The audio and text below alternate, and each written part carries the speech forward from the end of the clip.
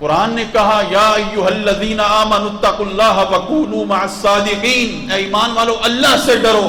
اور صادقین کے ساتھ ہو جاؤ، سچے لوگوں کے ساتھ ہو جاؤ۔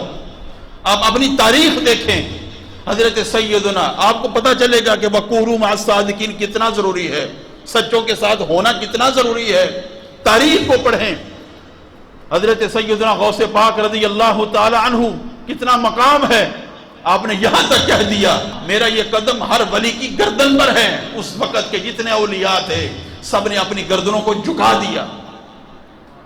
اتنا مقام ہے۔ آپ کی ایک ایک مجلس میں ہزاروں لوگوں کی زندگی بدلتی تھی، ہزاروں لوگ اپنے دلوں کو منور کرتے تھے، تزکیہ کرتے تھے، لیکن اس کے باوجود آپ نے بھی کونوا مع الصادقین پہ عمل کیا ہے اور اپنے لیے حضرت سیدنا شیخ ابو سعید کو اپنا مرشد و رہنما مانا، اپنا پیر مانا ہے۔ آپ خواجہ خواجگان حضرت سیدنا خواجہ معین الدین چشتی اجمیری رضی اللہ تعالی عنہ کو دیکھیں، کس قدر عظیم مقام ہے۔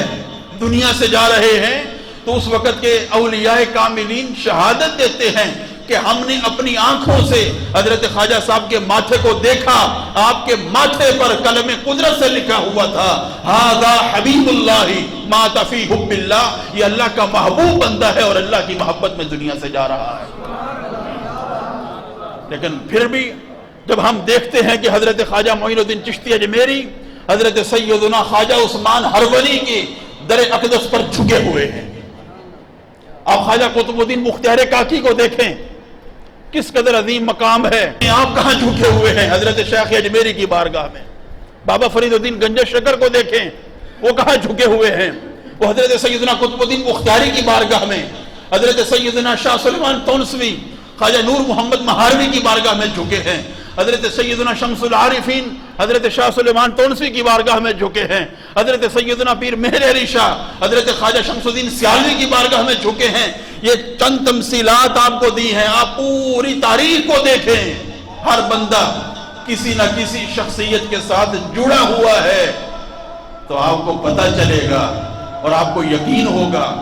کہ جب اولیاء کاملین بھی اپنے ایمان کے لیے پکے لوگوں کی، سچے لوگوں کی صحبت ضروری سمجھتے ہیں تو ہمارے لیے کس قدر ضروری ہے۔